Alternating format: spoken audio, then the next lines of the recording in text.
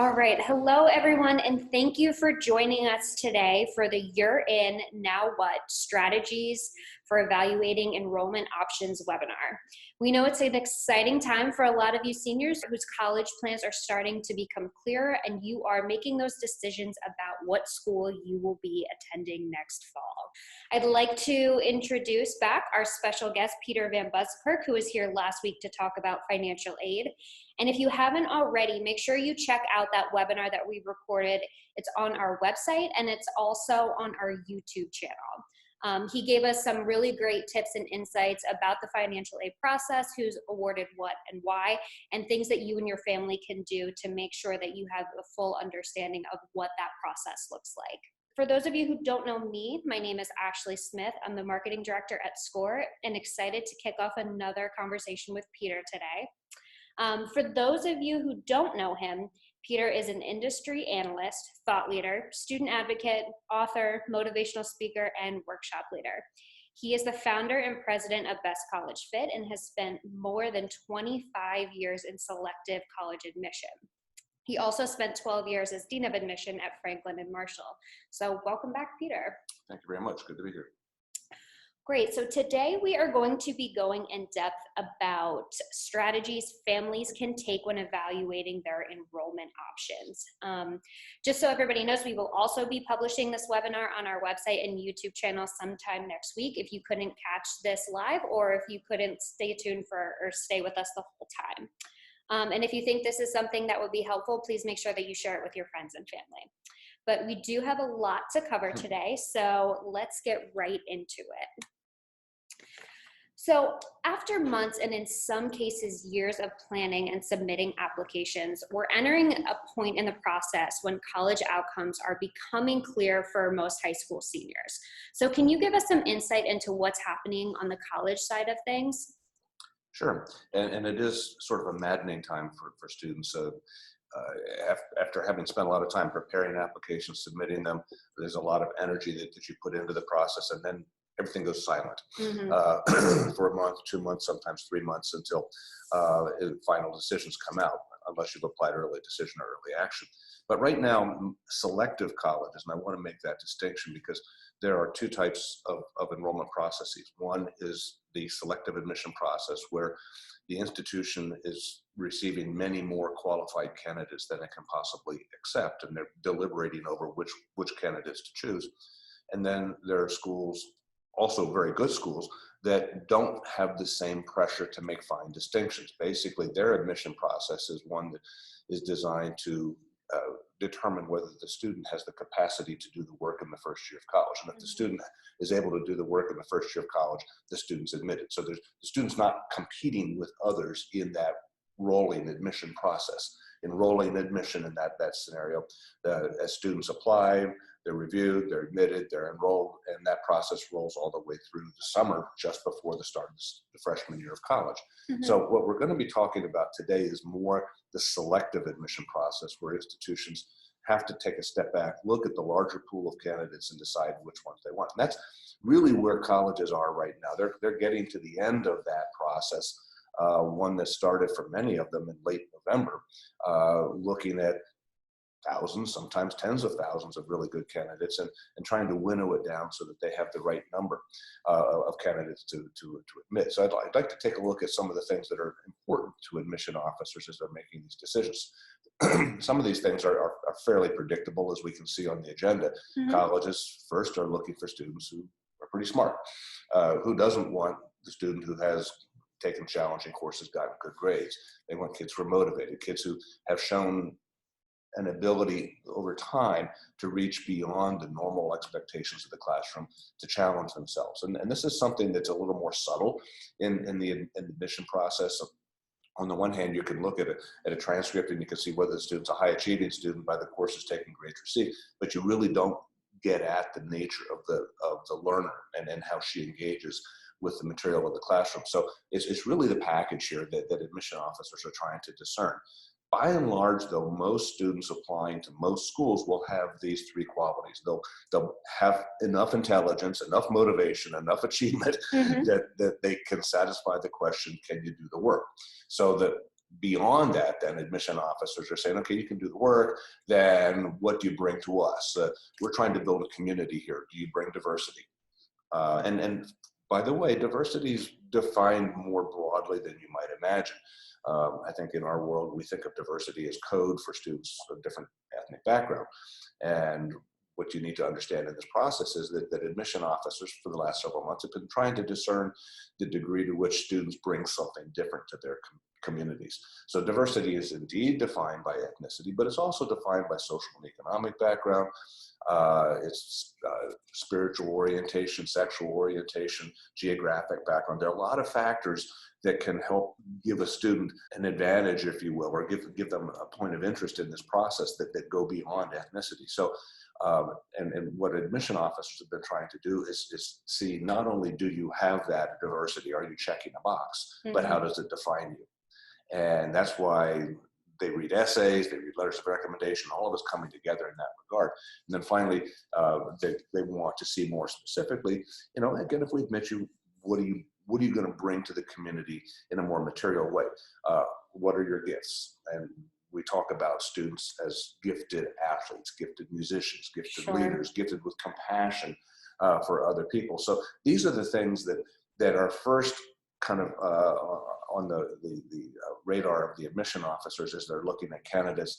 If you don't have the academic piece, it's a very short conversation. If you do have the academic piece, and then they get to the question of, okay, if we admit you because you're a good student, what do we get? Now they're starting to wrestle with the questions of the diversity and the potential gifts that the student might bring. And then frankly, these are the things that are very subjective in the process. And it's hard to know exactly what a set of credentials is going to mean to a particular college. In other words, there's no meaningful or reliable formula. Or clear-cut way to know. Well, thank you. So it's hard to predict. I mean, the same credential with regard to diversity or with regard to special talent that might work for student A, you know, may not be there for student B. And it doesn't mean that student B isn't a strong student or a compelling student, but maybe the institution only needs one of the two. Yeah. Well, it's interesting because one of the things that you mentioned was there are a lot of very qualified candidates. And I know that we will get into this a little bit later, but you know, it's not going to work out in everybody's favor. And I think that it's important to keep in mind that just because you weren't accepted doesn't necessarily mean that you couldn't make it there. There's just other factors that go into it. Would you agree, disagree? Because I think some students are really hard on themselves when they don't get into a college they really wanted to go to. You're right on in that regard. They're very hard on themselves. And in part because they have expectations for themselves, but they also carry a great deal of weight of expectation from parents and people around them. If you're a high achieving student in any high school environment, you feel the eyes of everyone around you expecting you to achieve at a certain level, to go someplace, to do something. And I tell a story of a young man with whom I worked last year who was quite talented. In terms of the agenda, he was bright, motivated, high achieving. He had a 4.4 GPA on a 4.0 scale. He had a 1580 SAT. He had all the good stuff academically. And he had some very interesting diversity. He was a very, very good violinist. He loved the outdoors, got involved with a lot of nature cleanup kind of things, wins a statewide cooking competition as a freshman in high school. Wow. And then to boot, he joins the circus. So, I mean, the guy learns lots of circus tricks. He rides a unicycle, juggles blades, flames on his unicycle, takes the unicycle to a slag rope, does all the tricks on the slag rope, goes to a 25-foot high wire on his unicycle with the blades, with the flames. And I'm thinking, he's got the academic piece nailed down, and there's a gift there. I mean, very well-rounded. And in fact, if you think about the most selective schools in the country, they're looking for niche credentials. That's something that is extraordinarily different. And I'm thinking, this guy's got it. Where did he want to go to school? Yale. And I'm thinking, for the first time in my career, we've got a slam dunk at Yale. I mean, there's absolutely no reason to think this isn't going to work. Well, they didn't take him. And I could sense that he was crestfallen about that. And I said to him, listen, and I mean this advice for any student really who's been a high achieving student. You are set for life. You're set for life, not because of where you go to college, but because of who you are and what you can do and how you can do it. The college that will get you is lucky. Yes. And I think that's something that we need to remind young people, because you can do everything right in this process and it still might not work out at a particular school. That's not a reflection on you. That's just a reflection on the nature of the competition. So I'm glad you brought that up. Yeah, and I think it's such a good reminder for students, because it can be really hard. Like you said, there's a lot of pressure, and it's so important to let them know that, it flip the perspective. They are lucky to have you. So well, exactly. It's important. So once we get through the agenda, and I think I'm going to share some things with you now that Sure. that kind of help to illustrate how colleges are really putting a sharp point on the decision making beyond the things you might expect. Now, with regard to the agenda, probably the most important thing that colleges are looking at now in early March: grades. And yes, if you're a high school senior and you're thinking you don't have to worry about grades anymore, guess what? They're looking at your grades. And a lot of students don't make the final cut because they decided sometime in January, February, they didn't have to work that hard anymore. And the harder it is, good rule of thumb, the harder it is to get into a college, the more important your grades in the senior year will be as the number one credential. Wow. So you want to stay focused on sprinting to the finish. But that said, there's some factors that are not often considered here that need to be acknowledged. And I regard them as part of the hidden agenda. For example, money will be a factor. Despite what you hear about colleges making claims that they don't consider money in the process, that they're need blind, it's that whole notion of need blind admission is simply not practical. It's not functional. It's a good idea, but it's not something that works. So at this point in the process, colleges have enough information about your full academic credential and your financial credential. If you've applied for financial aid, and we talked about this last week, if you've applied for financial aid, they have all that data, and they're going to look at that matrix that we talked about last week to see, where you fit. Are you somebody in whom they want to make an investment? And if you're good but not great, they might not admit you if you need financial assistance. If you're great and they admit you with financial assistance, then you might get what you need. So there are a lot of ifs that come into play here, but there's a complex matrix of variables that are at work on the financial side. And the only thing I would say right now is that if you're a family that's been nervous about the money thing and you've decided not to apply for financial aid, we want to see if she can get in first, but then we'll look at the financial aid. You're really running the risk that the institution will have already allocated all of its financial resources. And after you're accepted, too late. Yeah. Now you're setting yourself up for a big bump. So money is a factor right now. And then colleges are trying to decide right now, literally, late February, early March, how they're going to use the pool of resources they have to try to leverage the students they value most. More on that to come. Yep. Another piece that's important here is, if we admit you, what's the likelihood you're going to come? Now, there are a ton of students who apply to very selective schools. Why? They want to see if they can get in. Not because they have a particular purpose behind that application, a sense of a determined interest in that place because of what they want to accomplish. They just, it's Harvard. I want to see if I can get into Harvard. I had that conversation. Why do you want to go to Harvard? Well, it's a great school. No, why do you want to go to Harvard? Well, it's an Ivy League school. No, why do you want to go to Harvard? It's ranked number 1. Why do you want to go to Harvard? And it's that conversation that reveals the lack of depth of understanding. So there are a lot of students who apply. They're very good students applying to very high profile schools. And those schools are pretty savvy about figuring out whether the student has been thoughtful about the application. Yeah, that's interesting. It's amazing. And predictive analytics, whether they're metrically driven or intuitively driven, but predictive analytics play a big role in the process right now in determining who's going to make the final cut. And my advice to students is this, and if you're a senior, it's a little late, but if you're a junior or sophomore, make note, you never want to end up applying to a college where your application will be regarded as coming from a stranger. Because this is a relational business. If they have to make critical decisions, find distinctions between great candidates, it's human nature to fall on the side of the student you think you know, rather than the one you don't know. So, you want to, over the course of time, as you engage with the college, you want to develop relationships. You want to be on their campus if you can be. You want to establish, help them understand that you have a real interest in their school and why you do. Otherwise, you can be number 1 in your class with perfect scores. You're going to end up on a wait list. Is there anybody you would recommend building that relationship with? Is it a specific individual, or is it more about the involvement you've had in the process when you were looking? It's both. Okay. There needs to be a natural flow of relationship building. In other words, the person who's most important is going to be the admission officer who recruits at your high school, because that person will be the decision maker who's likely to shepherd your application through the process. So it's always good to be known to that person.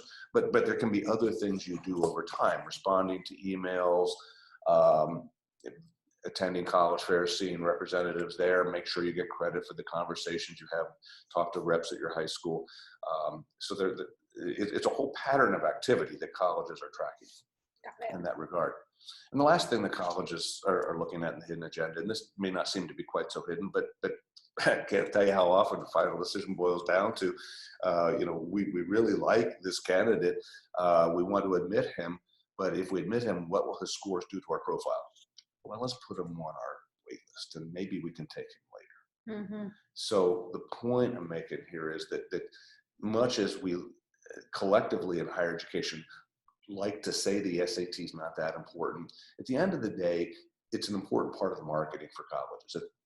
When they announce the class that's just enrolled, they'll say a lot of very nice things. They'll say, and our average SAT is up by 15 points over last year. Look at how smart these kids are. That's the implication. That's not what the SAT is telling us, though. Right. So these are factors that are all coming into play at the very end of the process to determine who will be admitted. Wow. Yeah, that's great insight. And it's one of those things where, as you said earlier, they may not necessarily always say that or put that in conversation, but when it comes down to it, these are some of the factors that really drive that final decision. Well, and if I might, a lot of times when students get decisions that they don't like, there's a question, well, why wasn't I admitted? I got to find out. So if you go into this process and you get an outcome you don't like, or that's puzzling to you, and you're trying to figure out what's going on, don't expect a lot of candor. No. Colleges are going to try to deal with the explanation for why you didn't get in at a very superficial level. They're not going to get into the weeds about what's really going on. All right. So one of the other things that we want to talk about here is enrollment management and how that really comes into play. So can you give us some insight on that? This is also sort of part of the hidden agenda, actually. For many, many, many years, admission officers were regarded as gatekeepers. It was their job to recruit students and select students into the institution. Now, and probably for the last 30 to 40 years, this notion of enrollment management has evolved in higher education, meaning that, yes, we want to achieve all of those agenda and hidden agenda goals, but we also want to make sure that we get the right number of students and we can afford all those students. So enrollment management is really that aspect of the process that is making sure that we come in at our targeted goal. If we need 500 students, we want 500 students. We don't want 550 or 450. We want 500 on the nose. If we know that we need to generate a certain amount of revenue from our entering class, we need to manage that very carefully. Mm-hmm. So again, the word is coming out, enrollment management. So I'd like to share with you a concept that is important to many of the selective institutions. And this is something that I've kind of designed just to illustrate what's going on. There are different doors of enrollment, if you will, through which colleges can enroll students. We know about early decision. That's the opportunity that students have to make a declaration early in the fall that if you take me, I'll come. Early action is another opportunity for the student to kind of probe with the institution. I really like you, but I'm not ready to commit. If I apply now, can you tell me whether I'm going to be admitted? And then regular decision. So we're looking incrementally at how institutions can see candidates contextually within larger groups of that candidate pool before making a decision. And then, of course, there's a wait list and something I'm going to just tack on as other there. A little bit of a surprise to come. So yield is an operative concept for admission officers. We're interested in knowing the number of students we need to accept to enroll one. So when we talk about early decision, the yield theoretically is going to be 100% because you're admitting one to get one. If students admitted, the student's going to come. Well, the reality is there might be some exceptions, so it might come in at 95%. But basically, we admit one to get one. And that's why a lot of colleges have been pushing early decision. You'll see a little bit more of how that works out in just a second. Early action has a high yield as well, even though there's no commitment involved. Generally speaking, students who apply early action have self-selected themselves at places such that if they're admitted, they feel pretty good about that. They'll make that decision to come. So there might be and this could vary. It could be 80%, 70%, 60%, but it's a number that's still pretty high. Yes. Yep. So in this case, let's say we're admitting 5 to get 4. Now, from an enrollment manager's perspective, I'm trying to set you up to help you see how things can affect regular decision. At most institutions, and you see that triangle or pyramid in the background, I use that to illustrate how all of this can vary according to the selectivity of an institution. So the further up that pyramid that you see in the background, the harder it is to get in and the fewer schools there are that are quite that selective.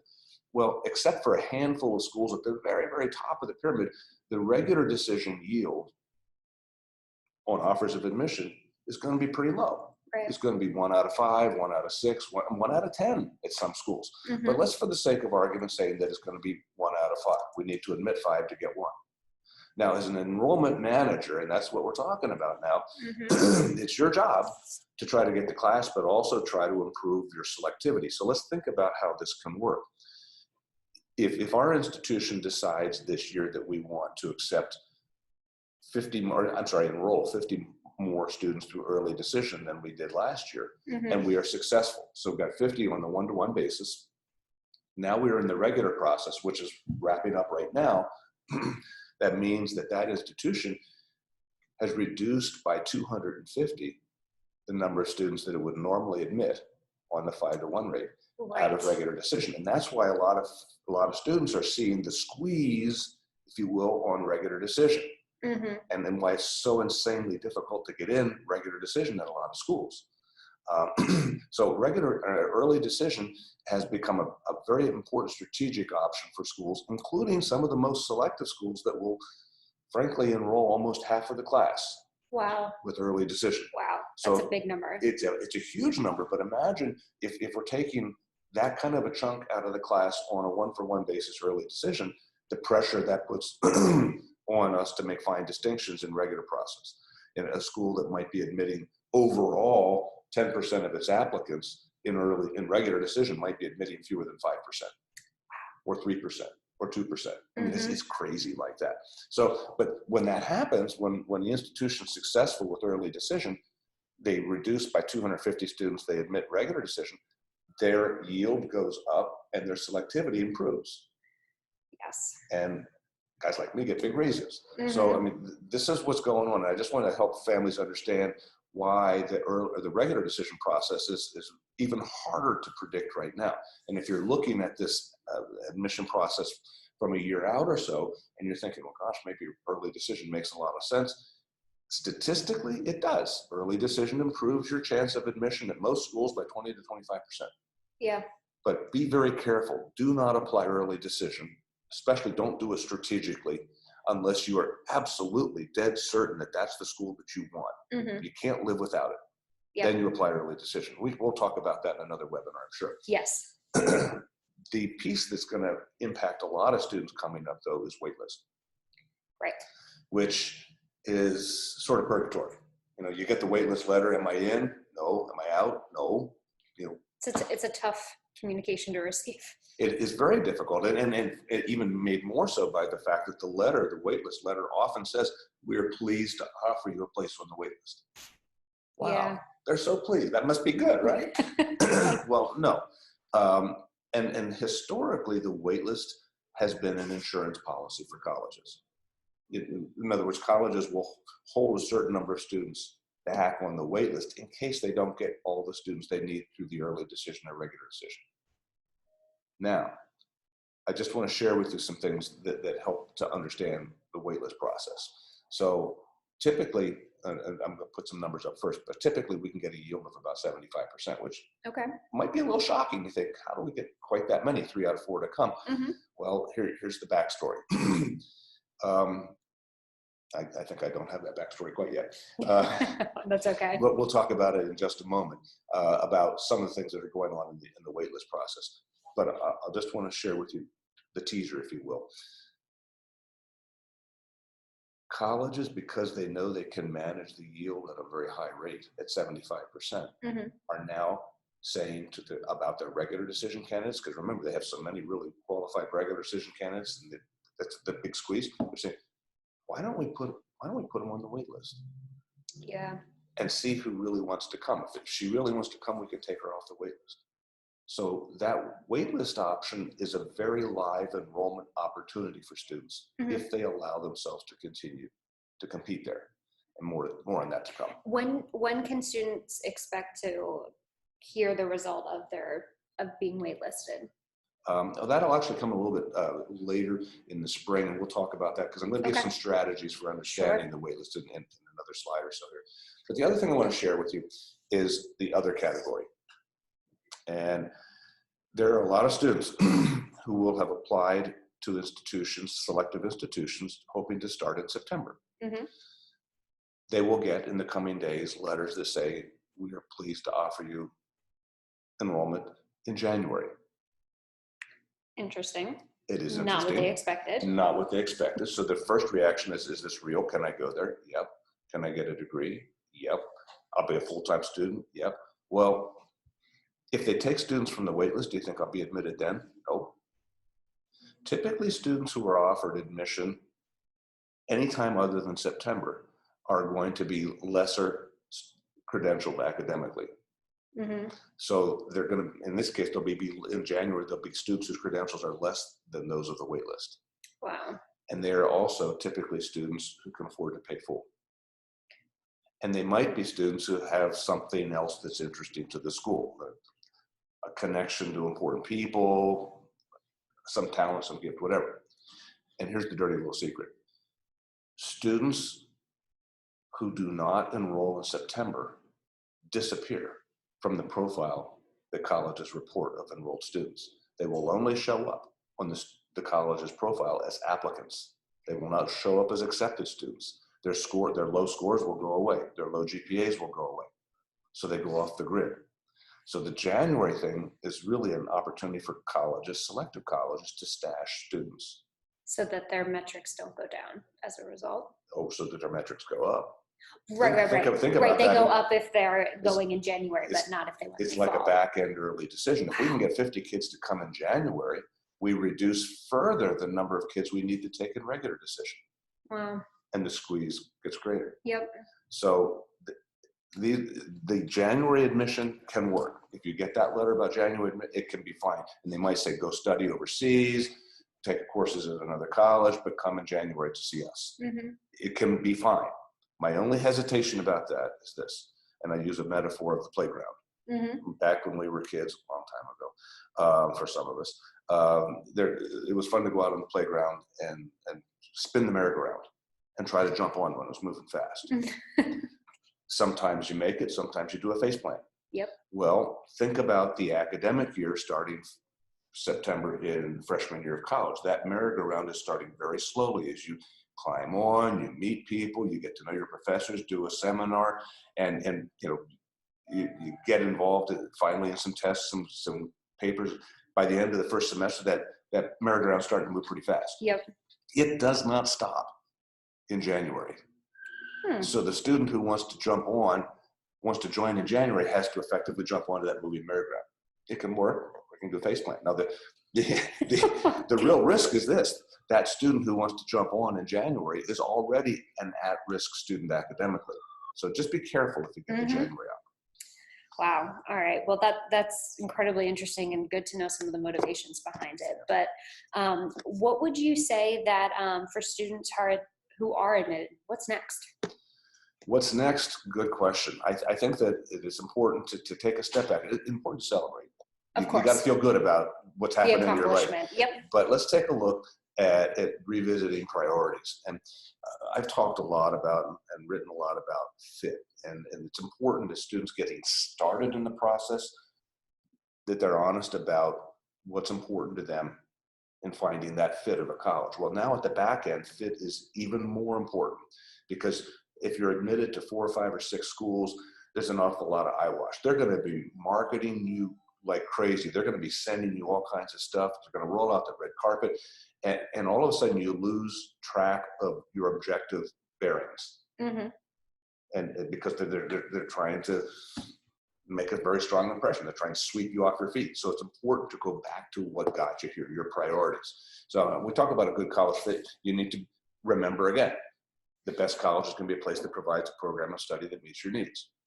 Now, if you got into a really glitzy school and it's really cool to think about what it's going to be like to have that car sticker on the back of your car and to be able to tell your friends you're going there, is that place offering you the best opportunity to achieve your academic goals? Do they have the program you want? Do they provide instruction the way you want it? Which takes us to the second one. Style of instruction is important. Sometimes students will get into schools that are pretty exciting, and maybe there's a whole bunch of kids from the same high school that got into that university, and so you find yourself following the pack. Well, my friends are going there, I'm going to go there. Well, keep in mind what might be working for them might not work for you. Right. So you need to reflect pretty seriously about how you like to engage. If you want to learn biology, do you want to learn it in a book or in the lab? Same biology, different styles. Mm-hmm. Do you want to learn history? Do you want to learn it in the lecture hall with 200 students listening to the lecture from the professor about the book? Or do you want to learn about that same book in a seminar room with 15 students participating in a discussion with the professor? Same book, different orientation. And these are the kinds of things that students need to focus on now, because it's easy to lose track of these priorities. You choose a place because of other people, because your significant other's going there, because your parents want you to go there. You're not doing it for you anymore. Mm-hmm. And you'll be there maybe a semester or two, and you'll come home and say, this isn't working. Yeah. You want to find a place that will challenge you in appropriate ways. And this is pretty straightforward. I mean, through high school, each year you step up. Your first year of college should be another step up. It shouldn't be a repeat of your high school senior year in terms of rigor. It shouldn't be a leap either, because sometimes students might get into some pretty fancy schools and all of a sudden, hey, I'm going to go there. But it requires a big leap to make things work academically. And if you go there, you spend 4 years trying to prove you belong rather than getting the most out of your ability. So be mindful of where you should be able to compete effectively. You want to focus on a place that feels like home. And this is a big deal. I don't want to overlook the fact that the way you feel in a place makes sense. I'm not saying this is the first priority, but it can't necessarily be the last. Actually, it's really important for kids to understand that the decision, the admission process right now puts you in a very emotional place. It does. And when you've been admitted to some pretty fancy schools and people are congratulating you, saying, oh, you got to go there, you got to do this, it's hard to kind of step back. Sometimes students succumb to that notion of you got to go there. And they show up on that campus and they're all full of themselves. I got in, this is pretty cool, I'm here. And then all of a sudden they realize, well, maybe it's not quite as easy as I thought. Did I say something wrong? Am I dressing the right way right now? I mean, a lot of times moving into a new community, you worry about fitting in. And that's what this community is all about. When you worry about fitting in at a new college, you're going to be taken off your game. You're not going to be able to perform as well academically. The best fit here is going to be a place where you can go there and be who you are and be celebrated for who you are. Yeah. And that's one of the reasons we're going to talk about the importance of visiting the campuses. Again, you want to feel really good about the fact that they're your people. Yeah. And this is going to be good. So, and then finally, the last element of a good fit is it's going to be a place that values you for what you have to offer. Again, if they've admitted you, that's a strong indication that they value you. Yes. But now, in the next 4 to 6 weeks before you make your final decision, what you need to do is look for evidence that they're willing, that they are prepared to invest in your success. You're not just there because they want you there. How are they going to help you get through your 4 years? How are they going to help you achieve your goals? And that's one of the things that you want to be looking at when you visit college campuses now. When you talk to alumni and talk to students, what's their journey been like? And how's the institution stepped up to help them? Interesting. All right. So then you just touched on this briefly, but once they are admitted, before they do make that final decision, before they, hear feedback and comments from other people, what do you recommend that they do before they make that final choice so that they can make sure that they are going into it with a clear mind and are ultimately finding the place that will work best for them? Well, again, this is, I think it's important for students and parents to step back and be objective as possible. mean, they're so full of the good news, so full of themselves. It's hard to be objective, but I think that it's important to develop a checklist, just so that everybody can see what's important. Again, revisit the priorities. So focus on fit, things we just established. Yep. Do your own detective work to review your priorities. It's going to be really easy for people to kind of enter your space with new information. Oh, they're the best school. They have the best nursing program. They have the best engineering program. And again, focusing on fit and how you would engage, you need to make sure that the detective work you're doing is your own. You're not relying solely on what other people, alumni, friends, relatives are saying to you about what makes sense for you at a particular school. So you have to kind of reconstitute yourself in this process. And take some of the bias out of it from others. As much as possible. And that's the real challenge, because you want to please other people. And if everybody's saying you got to go to college A, you got to go to college A, and you really want to be at college B, and you know why college B makes sense, it takes a lot of courage then to say, you know what, I understand college A is great, but I really want to be at college B. Yep. I'd suggest creating a spreadsheet. Just what are your priorities? And organize the priorities according to the hierarchy of importance. Hierarchy of importance includes the things that are essential for you at a school, the things that are very important, and then the things that would be nice. And then list the colleges across the spreadsheet and indicate how they would meet each of those criteria. And if you find yourself focusing an awful lot on the would be nice, that's not so good. You don't want to choose a college because of the would be nice. And it would be nice to be able to go to the ball game in the stadium with 100,000 people in the all white day, whatever. Yes. Who wouldn't want to do that? But is that an essential for you? I mean, is that what your parents are going to pay 4 years of tuition for? So I mean, that's the hard part here. Sure. And make sure that when you are comparing information, that you're being objective about it. If possible, revisit campuses where you've been admitted. You might have already been there 2 or 3 times. I understand it, but now they're going to look different. Before you were imagining the possibilities, you're thinking the what ifs. Now it's real. This is kind of like buying a house. There's no limit on the number of times that you visit that house that you want to buy, and you'd be amazed at how often with each visit you find more things that you like and more things that you need to check out a little bit further. Sure. So go with eyes wide open. Schools will offer open house programs. I think they're fine. They're fine because they're corralling a lot of students together through a program of activities. Frankly, I suggest you go at some time other than open house when you can define your experience. Yeah. And if revisiting isn't a possibility, if it's across the country or whatever it may be, if that's just not in the cards for you, we would suggest that the detective work that you did in terms of research and understanding what the campus may be like, whether you're doing your digging online, looking at YouTube videos and hearing from other students, revisit those assets too, in case you can't go back there. Because we know that it's not always going to be a reality for everyone to make all of those visits. But again, when you're accepted, go back and look at those resources a second time just to make sure. Exactly. However you can.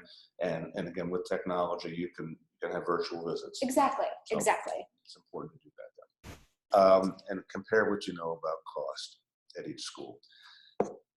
We're going to break this down a little bit more in a few minutes, but if you're admitted to 4, 5, or 6 schools and you're thinking, well, they're all going to be treating me the same financial aid, maybe, if you're lucky. And then also be careful when you compare costs. You're not comparing how much they quote unquote gave you. Because you'll start to hear families say, well, we got $30,000 in financial aid. We got $40,000. We got $50,000. What you need to look at is the out-of-pocket exposure for your family. Yeah. So subtract what you think you got from the overall cost of attendance to determine what you're going to really have to pay. Yep.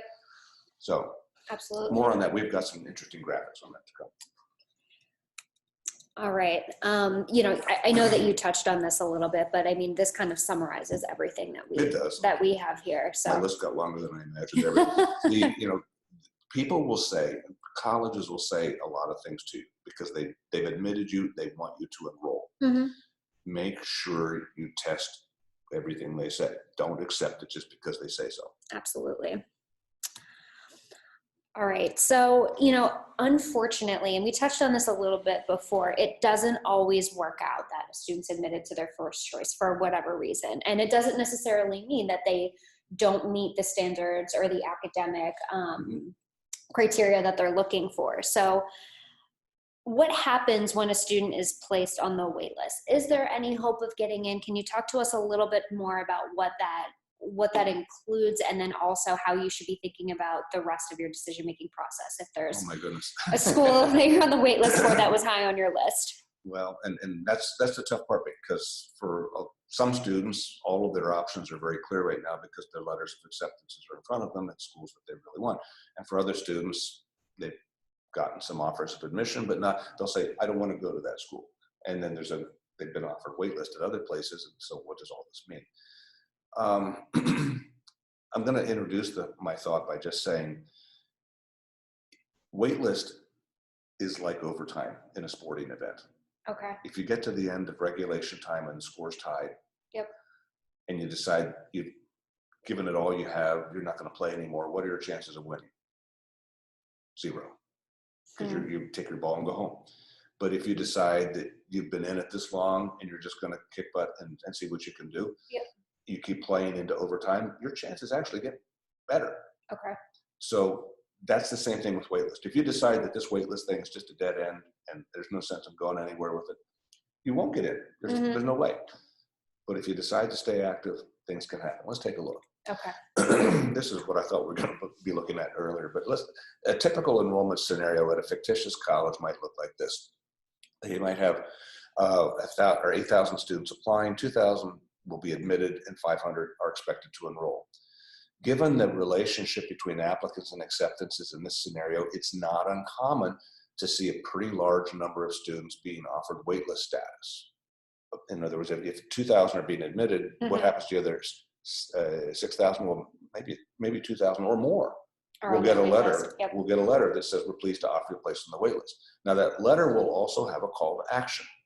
If you, and this is something that's important to note, if you want to remain active on our waitlist, send in the enclosed card, write us a letter, do something that signals to us that you want to remain active on our waitlist.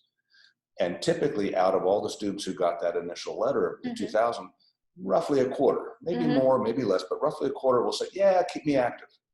Okay. Yeah, keep me active. That then becomes our new waitlist, our new applicant group. Got it.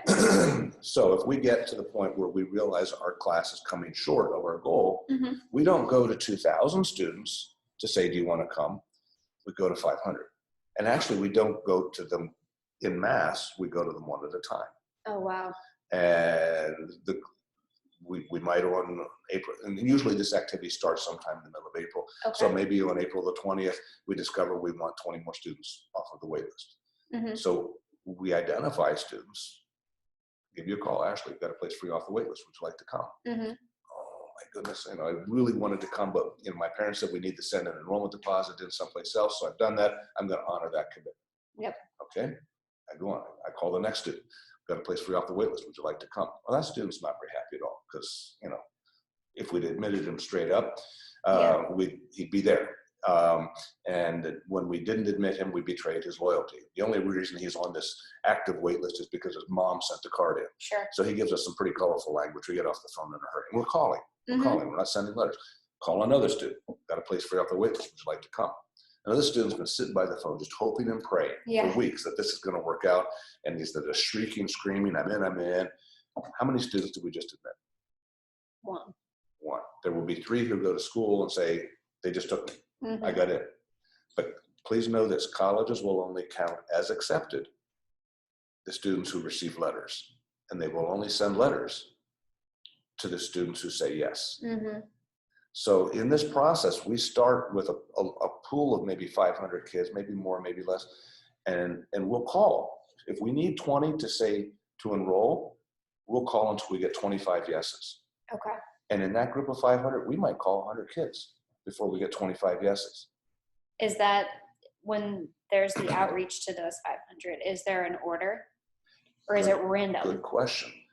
Theoretically, in colleges, we'll say, well, we organize students in bands of groups of 20 organized academically. that lasts about 10 minutes. Because then what becomes more important are their own priorities. And you can probably predict the first two. The first one is money. Mm-hmm. And if you're on a wait list, you're not likely, and you need financial aid, you're not likely to get a call until after May 1st. And that's the point at which the colleges will look at how much of the money they've extended has actually been taken. Mm-hmm. They can't commit more before May 1st. That's the candidate reply date. So that's the number one thing, money. If you're full pay, you have a better chance of getting in. And I would add that there have been times at many selective institutions where the full pay wait list has been fully exhausted before they get to the very best kids in the need-based wait list. Mm-hmm. The other thing that they're concerned about is where's the evidence you're going to come? Because we don't want to spend a lot of time on the phone calling kids. Mm-mm. So if you said, yes, keep me active, you provide your phone number, your email address, I don't want to have to track you down, because if I do, I'm going to call somebody else. Yeah, so make it easy. Two most important things. Then after that, if we get some pressure from, the field hockey team that we need another forward, or we need somebody to flesh out the brass section of the wind ensemble, etc. Mm-hmm. We need a left-handed, red-headed kid from Nebraska. It's when colleges might also try to balance gender, okay, or try to address, if they can, further any ethnic mm-hmm. ratios, the diversity. Thank yep. you. Those are kinds of things that happen. But the first is money. The second is going to be, you're going to show up. Yeah. You're going to show up. So because we can manage this at a very high yield rate, because we're calling until we get yeses, that's why you saw in that doors of enrollment why we have a 75% yield rate. Mm-hmm. Which again is why colleges are inclined to say, let's not take so many students in regular decision, let's put them on the wait list. Yeah. So this is what's happening with the wait list. So keys to navigating the wait list. And you asked about a little bit this earlier. Yep. If you're on a wait list, make sure you've asked to remain active. Mm-hmm. Get on the radar screen of the regional recruiter. That person from the admission office who recruits at your high school, yep, will be the most important decision maker. Probably the one who makes the call on your behalf if it happens. So you want to make sure that person knows of your continued interest. You want to update your file, mm-hmm, with grades, honors, awards. You may have just been honored as the outstanding senior in your class in terms of service or leadership, whatever. That's not a bad thing to let us know about. Yep. Maybe your kind of not so good grades in math and science at mid-year have come up to pretty strong B's, maybe A minuses. We mm-hmm want to see that sort of thing. So update your file with new information. Visit the campus again, if possible. Mm-hmm. Again, you're thinking, well, I haven't been admitted yet. Well, how better than the visit to the campus to illustrate that you mm-hmm care about that place? Mm-hmm. Now, that may not make any difference at all, but I can tell you, in my experience in admission, in April, when we were calling kids from the wait list, a staff member would say, well, I just met her earlier. She and her parents were on campus to look around again. And the response was, okay, well, why don't you give her a call? She's probably in the car. See what she thinks. And if she wants to come, we'll take her. So yeah, it's that making yourself accessible that's really important. So clarify the need for financial assistance. Sometimes on the application for admission, it says, will you be a candidate for need-based aid? And you say yes. Okay, not a big deal. You submit the FAFSA, and it shows that maybe you need $5,000, $10,000, not a lot, mm-hmm, out of maybe 60 or 70. And so now you and your family can take a look at this and say, your parents can say, well, you know what, if you really want to go there, we can handle that. Your grandparents have offered to kick in some money. We've got money in a trust, whatever. So if there's any way that you can eliminate the question about how much money is going to be involved here, that has to be documented. Your parents would need to send in a letter saying, I know that we expressed an interest in financial aid initially, but we've done some more number crunching and mm-hmm we found some other resources. We can make this happen. Or maybe they won some type of scholarship elsewhere. Exactly. In the later part of the year before or after they apply. Exactly. But by doing that, you're eliminating a hurdle. Sure. Eliminate a hurdle. So these are things to do to really navigate the wait list. And we'll see what comes up here next. When does the wait list operate? Which mm-hmm is a question you asked earlier. Yeah, because this is definitely going to create some stress if it's still a place that you want to go to and it's getting late into the year. And a lot of your friends may know where they're going. It can be a really It's tough maddening. time period. It's maddening. Yeah. It makes people physically ill. Um, I referenced earlier May 1st. May 1st is a candidate's reply date. It's across the board at colleges and universities, the assumed time by which students make their declaration. I'm going there. They send their enrollment deposits. So the tricky thing here is that you may have a waitlist opportunity that remains active, and now the end of April comes and you still haven't heard anything. What do I do? What do I do? What do I do? If you want to remain active on the wait list, you still need to secure a place at a college that would otherwise be your backup. Yep. So you have to send that enrollment deposit in, and frankly, you have to be prepared to give that up. Yeah. If the wait list does work out for you. Yep. At your preferred school. So wait lists are going to be active beginning in mid-April, and some schools will be active through mid-August. Wow. It's crazy. Wow. It was, and frankly, I think it's unconscionable. But typically the schools that are active that late are schools that are at the top of the pyramid. They're the most selective schools. Yeah, most kids are going back to school in August. Well, and think about it. Which schools Or starting. Which schools in the country do you think have the most leverage? It will be the most highly selective schools that can just say, oh yeah, it's April, or I'm sorry, it's August 15th, then we have a place for you if you want to come. Their assumption is that they'll do anything they can do to get to our school. So they have all that leverage. I think that's unconscionable, but just be ready for the call when it comes. Okay. And know how you want to entertain that call, because you're going to have to respond quickly. Money's going to matter. So if you've resolved all questions of the money, you need to be able to respond pretty assuredly. Now, again, we're talking about the factors that are important here in making the calls. The money matters, the low-hanging fruit. But I want to go back to knowing what you want to do. Admission officers are going to offer you the place, and your first reaction is going to be great. Then your second reaction is going to be, well, how long do I have to make a decision? Yeah. Which means that you must decide fairly quickly. Wow. Many schools will, you're lucky if you get 48 hours. Yeah, being prepared in advance is key. Exactly. You need to have the conversation with your parents about what's going to happen. You might even want to get your parents on speaker with that call if you can. Just know that your status will be confirmed after you commit to enrolling. So when they call and say, we've got a place for you in the class, you haven't been admitted yet, remember? Until you say yes. And then they'll send you the letter. And then if you do say yes, you have to cancel your previous enrollments. So if you sent money into college A to secure a place, hoping you get in at college B, now college B comes through, you can't write to college A and say, hey, can I have my money back? It doesn't work like that. Yeah. It's gone. Wow. So interesting. I think that might be it for this particular list. It is. So we move on.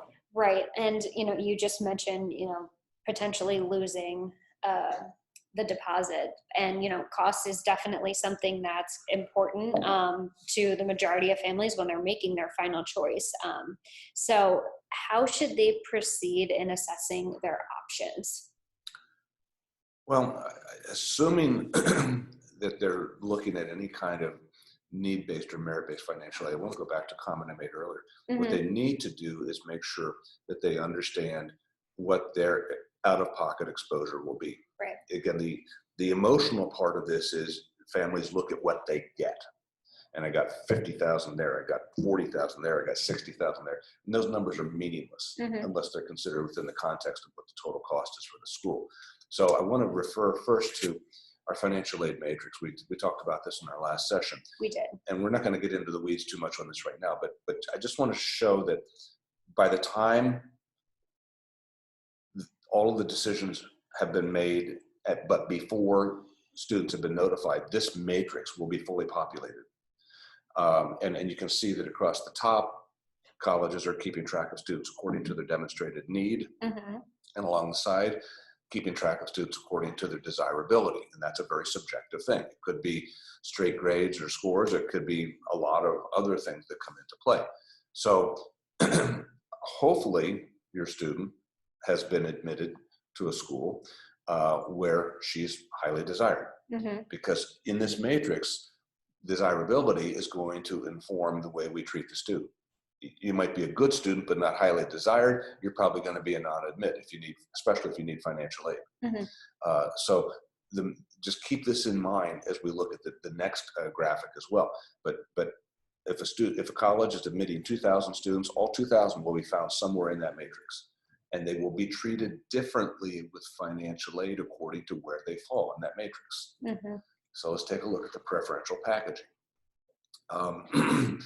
Let's suppose, and for the sake of simplicity, we have a student who's applied to 3 schools, and the schools all cost the same, $50,000.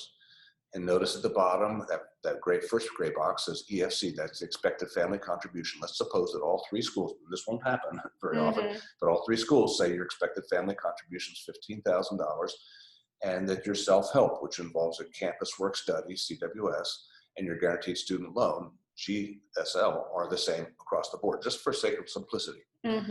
Now, College A is saying to the student, we're going to give you $30,000 grant for scholarship. From the university. That's the rest of it. When we're trying to account for the rest of the cost, our total cost is $50,000. Mom and dad, you're supposed to come up with 15 grand, and the self-help is going to be another 5. That means that the $30,000, we're going to write that off scholarship grant. That's literally what it is. It's write off. It's you're forgiven that payment. College B is saying we're going to give you a grant of $20,000, but mom and dad, you're going to need to come up with another $10,000 in terms of the not the word just gave me, parent loan, the plus loan. And then finally, College C is saying they'll be very magnanimous. Their letter will say, congratulations, you've been admitted as a presidential scholarship scholar. You're going to get $15,000. And unless you do the math, you don't realize that there's $15,000 missing. So when you look at these 3 potential eventualities, College A, College B, College C, it's pretty clear that College A is the one that really wants the student most. Values you. Thank you, values you. Now let's flip the script a little bit. Let's suppose we have 3 students, student A, B, and C, applying to the same college. And let's consider this within the context of that matrix we just looked at.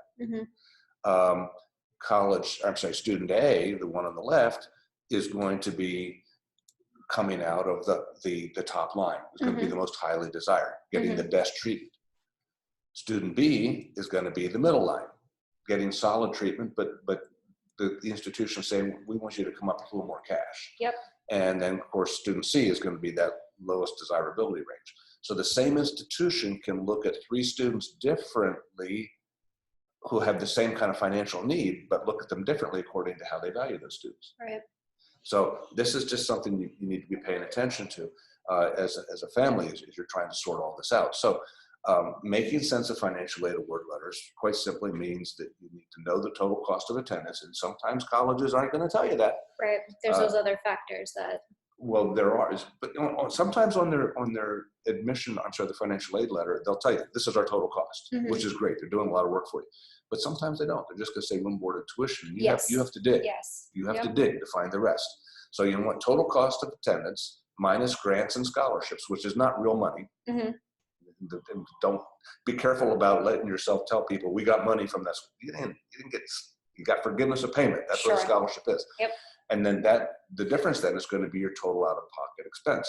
Total cost is going to be not just room, board, and tuition, but other fees and other expenses and transportation expenses, things that accrue to the family.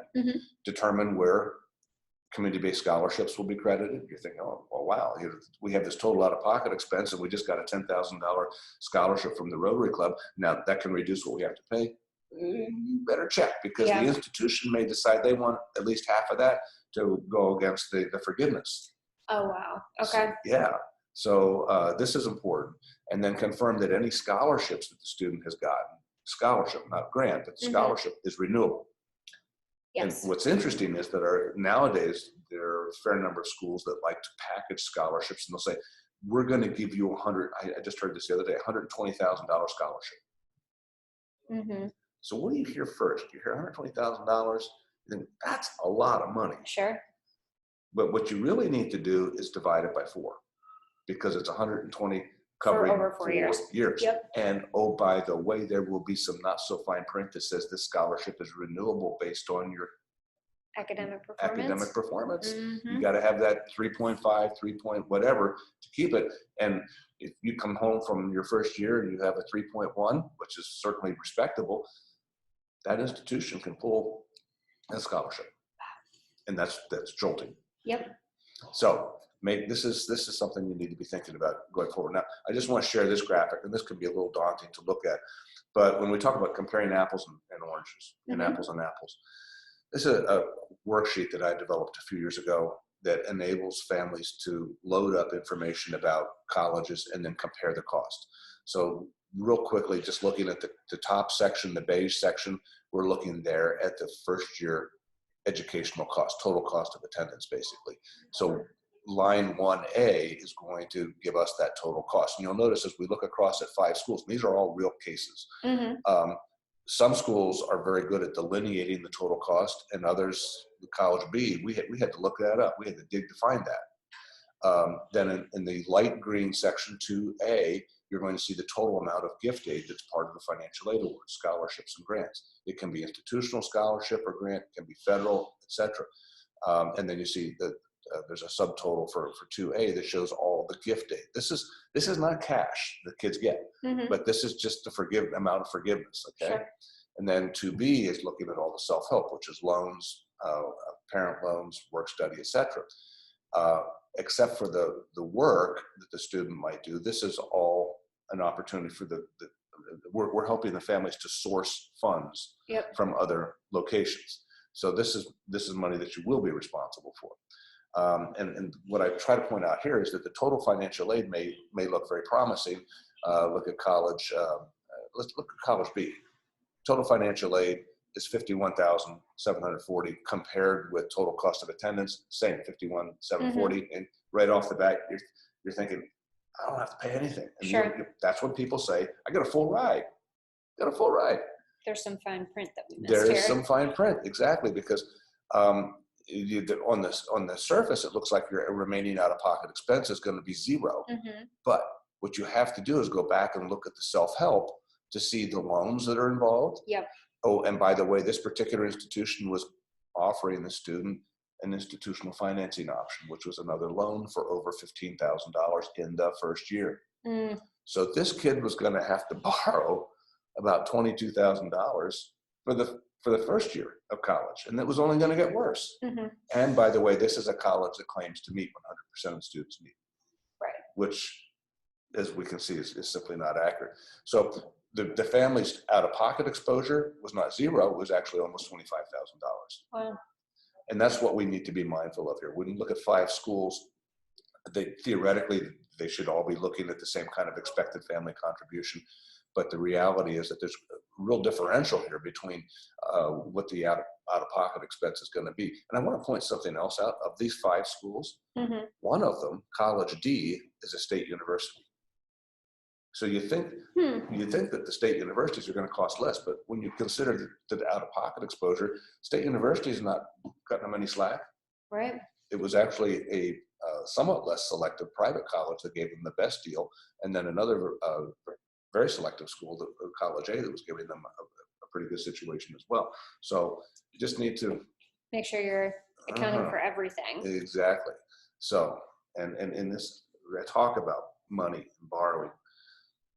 A lot of times people want to close the gap, get to yes on the choice of a college by, well, we can borrow, and momentarily you think it's not going to be a big deal. We can pay that back.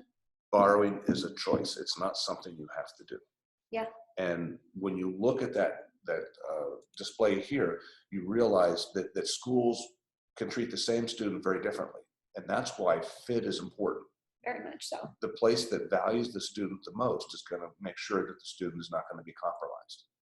And that's why I say, I get really bent out of shape when I see articles in the newspaper about students who graduate with $120,000 in debt. Yeah. That's their problem. It's not my problem. They made that choice. Well, yeah, and I mean, as it relates to borrowing, understanding what the implication is after school, because sure, you got to take into consideration major, what your career path looks like, and knowing what that bill's going to look like when you're out of school. It may make the difference between being able to move out on your own or having to live with mom and dad for a year, or various other scenarios. Been there, done that. I think it's important also to acknowledge a couple of things about debt. In terms of establishing a credit rating, that's not a bad thing. In the abstract, it's not a bad thing. And many people in the industry believe that a reasonable debt is something that can be managed by a student's first year salary out of college. And that they define reasonable as something between, say, $25,000 and $30,000 of debt at the end of 4 years. The further you go beyond that 30,000, the more unreasonable it becomes. Sure. Yeah. Well, I mean, taking all of those things into consideration, is there any chance that a family could negotiate a better deal? I'm hesitating because colleges hate to hear the word negotiate. So when you go into this conversation, what you want to do is make an appeal. And yes, it is possible to appeal. So here are some things to consider with regard to appealing financial aid awards. Number one, appeal with information, not argument. Don't get all lathered up about, don't know why, you treated our neighbor's kid with better scholarship than you treated, because my kid's stronger than that. You can't have that conversation. They're only going to talk about you, your circumstances, and your kid, nobody else. So provide information. And there might be viable information. There might be substantial health expenses that your family's incurred since the application was completed. You might have lost a job. There's just things that have come up. So present the information in person if possible. It further reinforces the commitment to try to work with the institution to get it right. And I want to add this comment. I would start the conversation like this. My daughter really would like to attend your institution. How can you help us make it possible for her to attend? If these numbers aren't adding up right now, how can you help us? When you frame it that way, you're asking the institution to become a partner with you in solving the problem. Yep. Don't wait. You wait, too late. Money's gone. So you need to act on an appeal as soon after that financial aid award has been received as possible. And you can, in terms of new information, a competitor's financial aid award is a viable submission here. Now, if you're going to the University of Pennsylvania and you're taking the Penn State financial aid award, that's not a competitor's financial aid award. If you're going to the University of Pennsylvania and you're making your appeal and you're showing the Princeton University financial aid award, now that's the apples to apples that they'll consider. Got it. Interesting. All right. Well, that being said, we do have time for a couple more questions. Some of them are from the audience, and the first one on the list here is, what is the deadline for decision making, or can this go all summer? Yes and no. And actually, the Department of Justice has been kind of nosing around in how colleges do business, and they've made some rulings with regard to institutions unnecessarily limiting the student's ability to make favorable choices for themselves. So things like that commitment, that early decision commitment, the Department of Justice is saying, you know what, colleges don't have any right to make that deposit and make that commitment. You want to get out of that, you can do that. That enrollment deposit that's due in May 1st, if somebody else comes up with a better offer for you later, you can take it. You don't have to worry about that. See, historically, the colleges and universities have operated by a statement of principles of good practice. Yes. That say that, we're going to honor and respect the decisions that our peers have made about candidates. So on the one hand, this theoretically should come to a close around May 1st. But given the Department of Justice involvement recently, it's very likely that this will continue into the student's freshman year. Wow. Into it. And I say that because now colleges that, colleges want to make sure they have their enrollments. Colleges can reach out to students who've enrolled at a competitor institution and say, you know what, we understand you've chosen another school. Sorry you didn't join us. Good luck. But if you decide you want to change your mind, we're always here. And they'll start to recruit kids who've already started. They've enrolled at another school. And, people talk about that as poaching. And you're going to see a lot of poaching going on. So get ready. Okay. We've been warned. Yes. Do colleges ever change their decisions? Admission decisions? Sometimes. With new information. with new information. They're never going to respond to, again, an emotional plea. Yeah. But if there's information, and sometimes, frankly, they make mistakes. They overlook the information that would have been important in their calculation. So sometimes, but it's rare. Rare. Okay. Another question that we received is, can I be on more than one wait list at a time? Absolutely. Absolutely. It's possible to be on more than one wait list at a time. But it's then becomes a juggling act, because you have to figure out how you're going to respond if any one of those schools. Now, let's suppose your less favorite school among those where you're on a wait list calls you first. And now you're thinking, oh, geez, I still haven't heard from my favorite school yet. Can I get an extension? Sometimes colleges will grant extensions, but really they want to lock this up right now. So theoretically, what you can do is make that commitment to the school that's admitted you first, especially if you really want to be there. Don't get into this, well, I don't really want to go there, but you really want to go there. You can make that commitment, probably lose your enrollment at your first school. And then if your favorite school comes through 2 or 3 weeks later and says, we got a place for you off the wait list, you can abandon that second school in favor, but now you're giving up a lot of enrollment deposits. Wow. Yeah, that is very true. Somebody else asked, they haven't gotten into any colleges that they applied to. What can they do? It's always possible to submit a late application. Okay. And if your credentials, and this is knowing where your credentials will fit on the academic profile of a particular institution is really important. So if you are not admitted anywhere, and I don't mean anywhere where you want to go, but anywhere, period, and you're really rethinking this whole process, if you reach out to schools where it's not going to be hard for them to say yes, because you're clearly going to be a really good candidate for them. Yeah. And you don't need financial aid, because that's a big deal. Yep. It's entirely possible, but they will quite often want to expedite the process.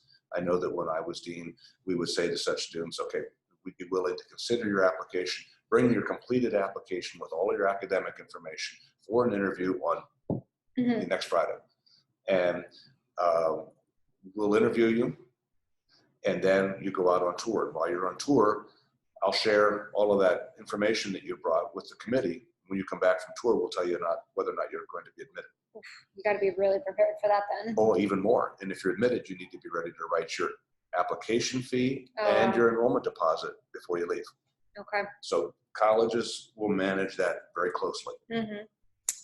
All right, one more question that we can take, and it's, what should I do if I've been admitted but want to take a year off? Oh, the gap year. The gap year, yes. And gap years are great. In fact, colleges and universities will tell you that the students who engage in the first year after having been away for a year or so are really pretty cool, because now they come back with a maturity, a focus, determination, a sense of purpose. And by the way, if you're a junior or sophomore and you're thinking, well, this gap year thing sounds pretty cool, don't make it a credential. Don't apply to a college and say, but I'm planning to take a gap year to do X, Y, and Z. They see you as a low yield candidate then. Yeah. So once you're accepted to a college or university and you are making plans for a gap year, then you write to the institution. I'm sorry, you send an enrollment deposit to the institution. You want to secure your place. And you say, I would like to secure my place. May I defer my enrollment? Because now you have sent the enrollment in. May I defer my enrollment for a year or two, whatever it is, because I have the plans to do volunteer work in Central America. I want to do an internship, whatever it is. And in very few cases will that be turned down. Wow. Okay. So, but the gap year is pretty cool. Just make sure that you get in and secure your place before you make your plans known. Got it. All right, well, that's going to conclude our webinar for today. Thank you again, Peter, for joining us. And to learn more about some of the financial aid pieces that Peter talked about in the later part of this webinar and other topics related to enrollment strategies and college admissions as a whole, please make sure that you check out the Scoir blog, where Peter is a regular contributor and featured author. So thanks again, and we will be back, I would I hope. assume, Sure. very soon with some more topics related to the admissions year and the admission cycle. Well, again, this is a very exciting time for families that have been through the ringer on college admission. I want to congratulate you for your successes, and I want to remind you that you're going to be okay. Whatever you do, wherever you go, just choose well for yourself, and squeeze everything you can out of the experience that you have at that school, and then you'll have no regrets. Yeah, and enjoy it. That too. All right, well, thank you. My pleasure.